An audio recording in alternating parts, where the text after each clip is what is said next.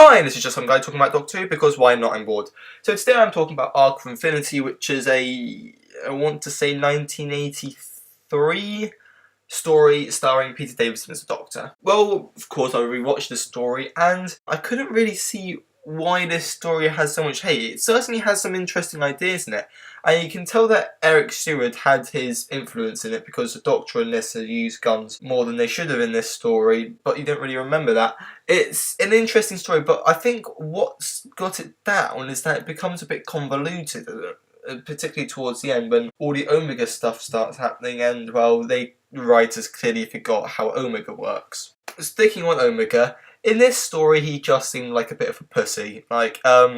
In the Three Doctors he has that big helmet head thing and he's really powerful. In this he spends most of his time sitting in a chair or in negative or as Peter Davidson, and he doesn't really come across as threatening, and they seem to make him powerful by describing his power. Omega has control over this, Omega is doing that, but we never actually see Omega do anything, and he just comes across as very weak in this story. Of course, the other villain, being, well, the Time Lord that was helping Omega, was played by Michael Gove, who played the Celestial Toymaker in 1966 as the Celestial Toymaker, and would have been in The Nightmare Fair had season 20, well, the planned season 23, not been cancelled. So, yeah, playing two roles, which, frankly, for Arc of Infinity isn't unknown, because, of course, Colin Baker was in this one, and, well, in this he plays Commander Maxil. It was because he was seen for his role in one episode of Blake 7 that he was cast, but when his agent told him that he had been given an offer to appear in Doctor Who, Colin Baker's reaction was, well, if I do that, I'm never going to get to play the Doctor, and where his agent laughed and says, well, you were never going to anyway, so Colin's like, yeah, sure. So after Arc of Infinity, Colin Baker and the producer John Nathan Turner became quite friendly, and Colin Baker went to a wedding along with JNT, and it was apparently then that John Nathan Turner was looking for the next Doctor, and he points at Colin Baker and said he should be the next Doctor, and, well, of course we all know what happened after that.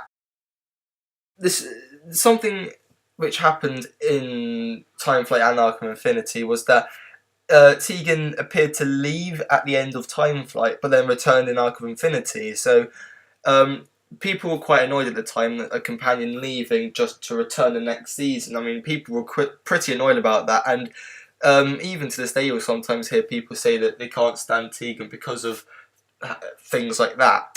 And, well, you see, in the modern era, that's almost become a trope. I mean, pretty much every series Moffat would have the companion leave and then come back. I mean, he sometimes would even do that mid-series.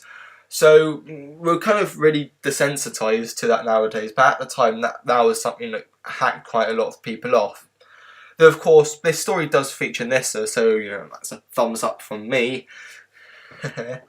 And, though, of course, between Time Flight and Arc of Infinity is where Spare Parts would have been in the canonicity, and I've never heard Spare Parts and I really want to. The CD, it costs like 40 something quid off Amazon used, because Big Finish have discontinued it, so I really want to hear Spare Parts, and I'm basically just hoping that they include it in the season 20 box set when they come to making that, but that's when Spare Parts would have taken place, and it's apparently one of the best Big Finish audios, and that's why I'm really interested to hear it. Someone's probably going to put a link in the description to a pirated version of that, and I will not pirate things, because that's why they're so expensive.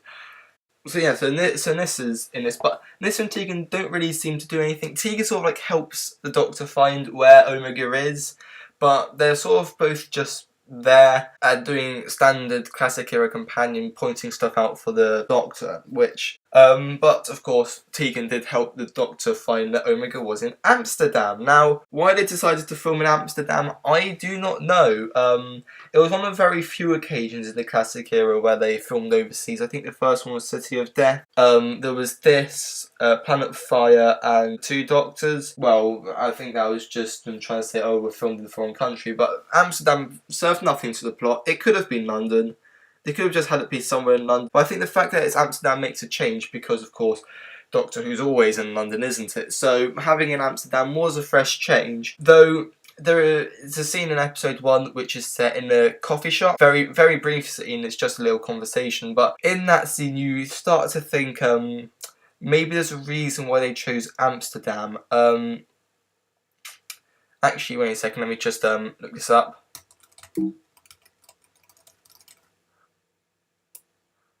Okay, so Amsterdam legalised cannabis in their coffee shops in 1976. So about 7 years before this story was made. Yeah, I think there was a reason why they chose to film in Amsterdam. Of course, if you're going to go to Amsterdam, I don't know why you would choose to sleep in the sewers, especially when you seem to have a youth hostel paid for. So I don't know why they're sleeping in the sewers in this story, but of course that's where they meet Omega, and of course it's Tegan that is cousins with the one who's sleeping in the sewers, so of course that's how she gets brought back into the story. I mean, it's a small world. I mean, you're gonna bump into Tegan eventually. I mean, come on.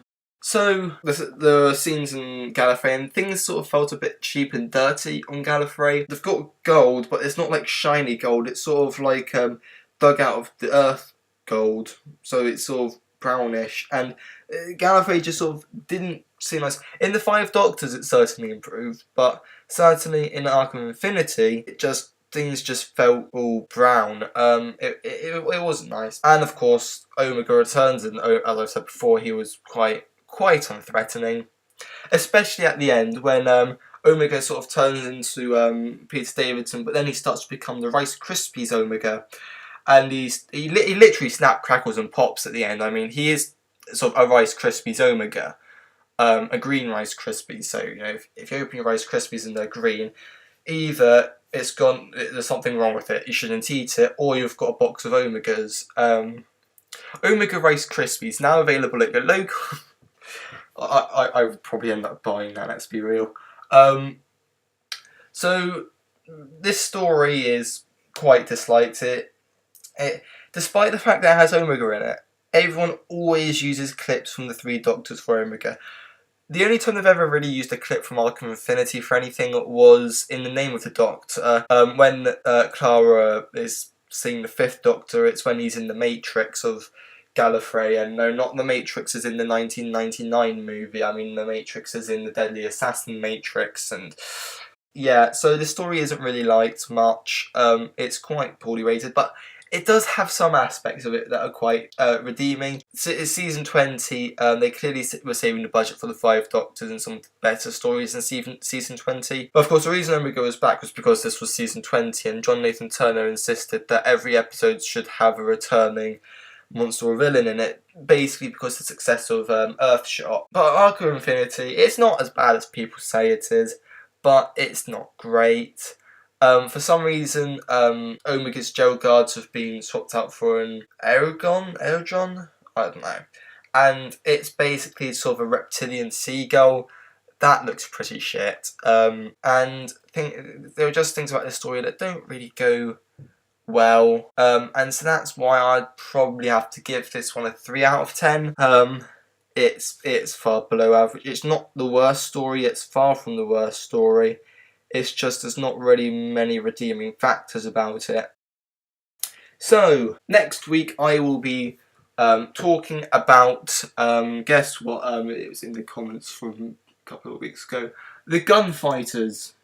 I'm going to have to do a lot of research for this one, because a lot of people complain about it and I don't have a clue what the complaints are in relation to. And yeah, this is going to be a fun one, I think. I don't know, it's been so long since I saw the Gunfighters. Please like and subscribe. I need this. Please. I'm a very lonely person.